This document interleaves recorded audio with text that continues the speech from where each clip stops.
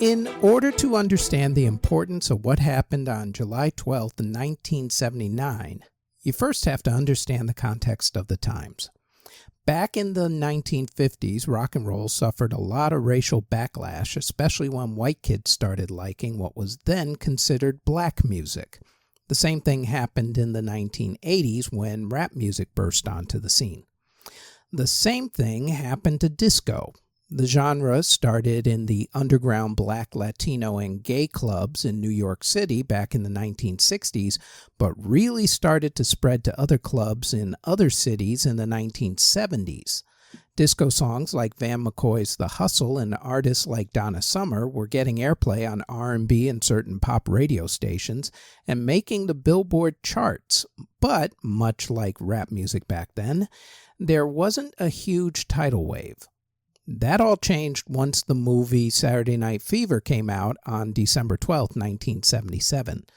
The movie became a huge hit, and the soundtrack for it became one of the biggest selling soundtrack albums of all time, coming in second with 40 million copies to Whitney Houston's Bodyguard soundtrack at 50 million and counting. The Bee Gees became the biggest recording artists of the era, disco clubs opened up, and everyone started learning all of the disco moves, like the hustle. Roller rinks, which were a thing back in the day, switched their music over from playing rock and pop songs to playing disco songs. You couldn't get away from disco if you tried. Everyone and everything was trying to cash in on the disco trend. Everything had a disco theme. Watch old episodes of the TV shows Chips and The Love Boat, for example. Even they had disco theme songs. On the Billboard charts, disco ruled. Much like how EDM songs took over the charts about a decade ago, for a little while anyway, disco did the exact same thing. A lot of local rock and pop music radio stations changed their formats over to disco and put out disco top 10 lists. In short, disco took over the mainstream. Rock and pop artists had chart-topping songs with disco beats. Rod Stewart had Do You Think I'm Sexy? The Rolling Stones did Miss You. Kiss did I Was Made for Loving You. Queen did Another One Bites the Dust. Even soft rock, easy listening guru Barry Manilow had a disco song called Copacabana, which was also a smash hit. And yet, despite its global popularity, it was still looked at by a lot of people in America as black, Latino, and gay music that had taken over the music and pop culture landscape from corporate rock groups that had been popular up to that point. And some people, well, they just did not like that. Kind of like today's atmosphere, really. The media also helped to fuel the fire by emphasizing the gay culture in disco, and not in a good way. After disco music won a bunch of major awards at the 1979 Grammy Awards, people's fears about disco completely taking over reached a fever pitch. Disco became that era's culture war, and something had to be done. And that something was what led to the events that happened on July 12th, 1979. Earlier in 1979 in Chicago, Illinois, two local DJs, Steve Dahl and Gary Meyer, were angry. Dahl had recently switched radio stations to rock radio WLUP because his old radio station, WDAI-FM, was one of those aforementioned radio stations that switched formats from rock to disco. To add insult to injury, WDAI had fired Steve on Christmas Eve. I don't care who you are, but firing someone on Christmas Eve is never a good look. He famously mocked his old radio station, WDAI's slogan, Disco DAI, and called it Disco DIE. How very Elon Musk of him. Steve organized his listeners into an ad hoc group called the Cohos, whose sole mission was to eradicate the quote-unquote disease known as disco. They held anti-disco events that sometimes got a little out of control. For instance, when a club switched from disco back to rock music in June of 1979, Steve and 1,000 of his Cohos members showed up to voice their support. So did a bunch of cops who had a hard time keeping the unruly crowd in line. Later that month, Steve occupied a teen disco, and by occupy, I mean he took over the club with over 7,000 of his co-host group. One time, his old station, WDAI, was doing a promotion at a newly opened disco. Steve and a bunch of his co-hosts showed up, threw a bunch of marshmallows at the promotional van, and then chased the van as the WDAI crew were trying to get away until the van was finally cornered in a park and couldn't leave. Thankfully, no one was injured. On July 6, 1979, Van McCoy, whose smash hit single The Hustle was considered the first disco song to hit number 1 on the Billboard Singles Chart and also had a big dance that went with it, passed away. Steve, being the classy guy that he is, celebrated his death by breaking his record on air. Stay classy, Steve. Stay classy. In this day and age, all of this harassment and borderline assault would have gotten Steve fired. Well, maybe not in this particular day and age, but it might have gotten him more than a few lawsuits and probably even arrested. But, this was 1979 and a lot of people hated disco and everything that it stood for, so I guess no harm, no foul. In fact, similar things were happening in other cities. For instance, a radio DJ in Portland, Oregon, held an event where he destroyed disco records with a chainsaw. In Seattle, Washington, someone had an event with a mobile dance floor. Hundreds of disco haters showed up and protested the event. Wow, does all this sound like 2025 or what?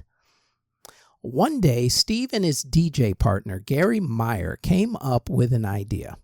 Roll over disco records with a steamroller like most radio station publicity stunts? Nah, too easy. A chainsaw like the guy in Portland? Nah, come on, this Chicago, think bigger. Why not protest disco by blowing up disco records? Ah, now you're hitting me in all my feels. If only they had a place and a huge audience to do it.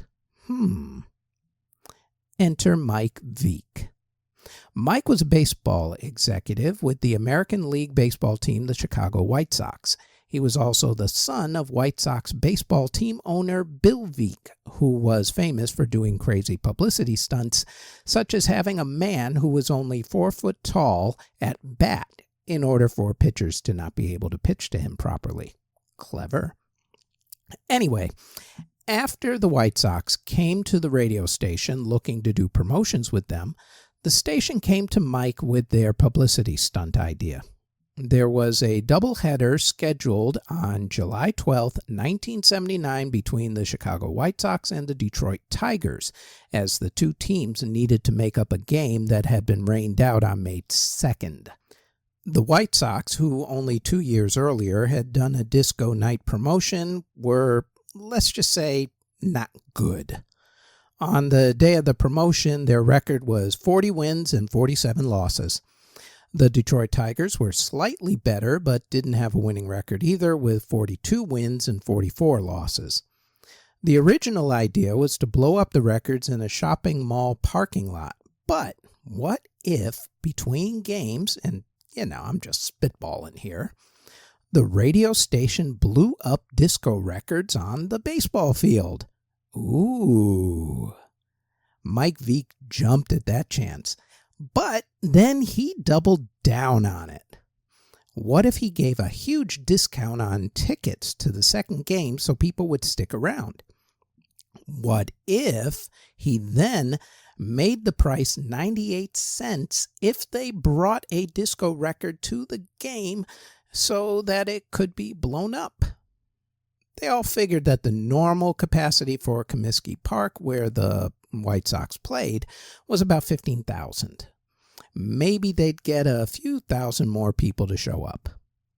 The deal was made, the stage was set, and the promotional announcements were made on the radio station. Come one, come all, we'll be wild. It turned out that more people showed up to the park that day than they figured. About 33,000 more people. They had expected 15,000 because that was how many people had been showing up to the games because the White Sox weren't exactly spectacular. Comiskey Park held 44,492 people at capacity. Park security that day could handle maybe 35,000. They got 47,795 people. 20,000 of them were in the park and another 28,000 of them milled around on the exterior of the park. Bill Veeck, who was in the hospital that day for routine tests, checked himself out of the hospital once he heard just how many people showed up, as he had an idea, according to him, that this wasn't going to end well. Let's see here. Way too many people showing up, lots of liquor on a hot summer day, also explosions, plus a crowd of people who had a history of violence in his cohos. Okay, what could possibly go wrong? I mean, really? Yeah, turns out plenty. The first game of the doubleheader started at 6 o'clock in the evening. The first pitch was thrown out by Lorelei, who was the scantily clad woman who was in the radio station promotional material. The Tigers won that game 4-1, by the way. Pat Underwood was the winning pitcher for the Tigers, bringing his record to 4-0, while Fred Howard was the losing pitcher for the White Sox, bringing his record to 1-4.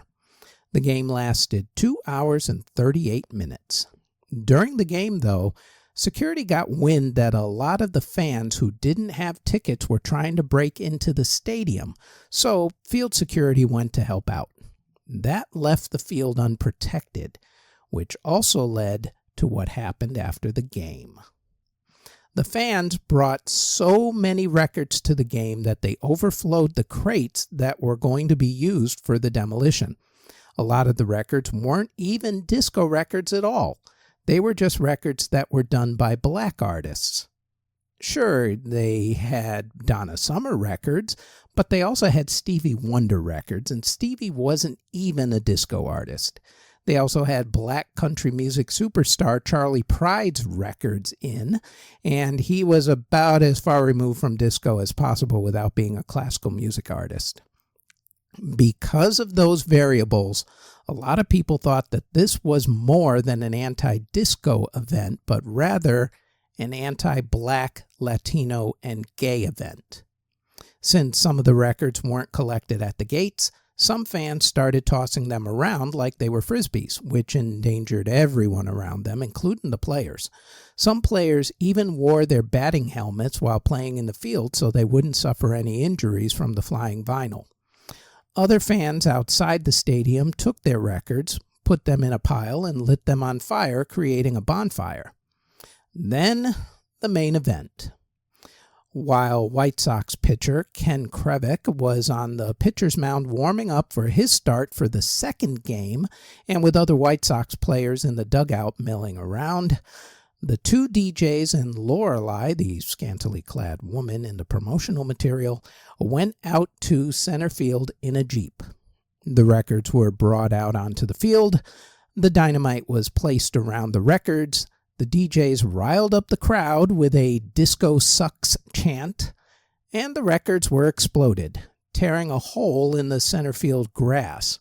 Guess they didn't think of that ahead of time. What followed after that could only be called a riot. Fans poured out onto the field. They tore up the field, and then they tore up the stadium. Seats, part of the stadium wall, if it existed in the park and outside of it, it was getting vandalized.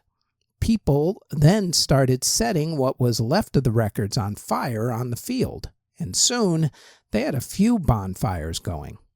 All this time, there were announcements and stadium signs flashing, telling people to calmly get back to their seats.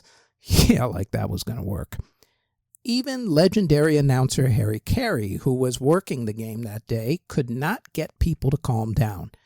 If you tried to escape the park at any point from the end of the first game because you felt that things were getting a little out of control, you were out of luck. Because of the original disturbances during the first game, security had padlocked all except for one exit. At 9:08 p.m., almost 20 minutes after the whole debacle started, Chicago police showed up in full riot gear to restore order. The White Sox still wanted to play the second game, but Detroit Tigers manager Sparky Anderson did not even want his guys playing in case the crowd turned on them. Plus, the field was so torn up because of the riot, there was no possible way anyone was going to play that second game. The second game was canceled, and Major League Baseball's front office told the Chicago White Sox that they had to forfeit the game. As far as the players in this little drama, actually not much happened. The morning after the riot, Steve Dahl and his partner got on their radio broadcast and made fun of the nasty headlines that the local newspapers had printed about what happened.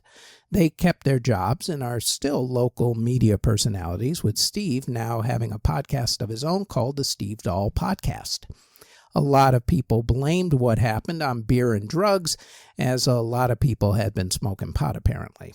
You know, I don't really know too many people who smoke pot and decide to riot, unless it's because they can't find a bag of munchies, I guess. Bill Veeck eventually sold the Chicago White Sox to Jerry Reinsdorf, who also owned the Chicago Bulls during the Michael Jordan era. Bill Veeck sadly passed away in 1986.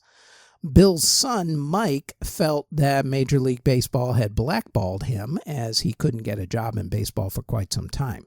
It led to bouts of depression and alcohol abuse, according to him anyway. He eventually ended up buying minor league baseball teams.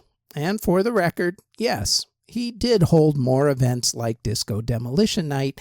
In fact, in 2014, one of his baseball clubs held a night where they destroyed Justin Bieber and Miley Cyrus items because some people never learned their lessons, I guess.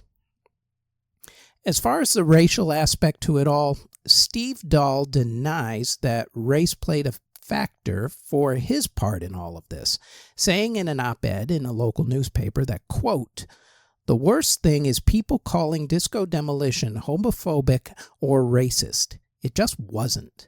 We weren't thinking like that," end quote. And that to him it was, quote, "a romp, not of major cultural significance," end quote.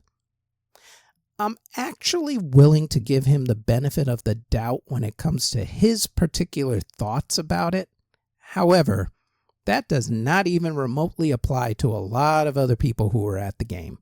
Among them was WMAQ television political journalist Mark W. Anderson, who was a 15-year-old kid when he attended that game. In a rebuke to Steve Dahl's newspaper piece, Anderson wrote, quote, "The chance to yell 'disco sucks' meant more than simply a musical style choice. It was a chance to push back on a whole set of social dynamics that lay just beneath the surface of a minor battle between a DJ and a radio station that decided to change formats. More importantly, it was a chance for a whole lot of people to say they did not like the way the world was changing around them, or who they saw as the potential victors in a cultural and demographic war," end quote. Wow, 2025, only, 40 some odd years ago? 45 by now?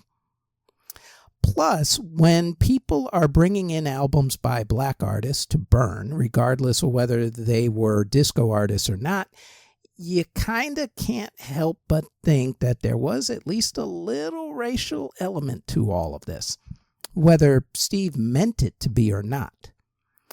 If a lot of this feels like the anti-diversity movement of the mid-2020s, you're probably not wrong. In fact, I would say you're definitely correct. Two more fun facts about this little sort of event that actually have nothing to do with music.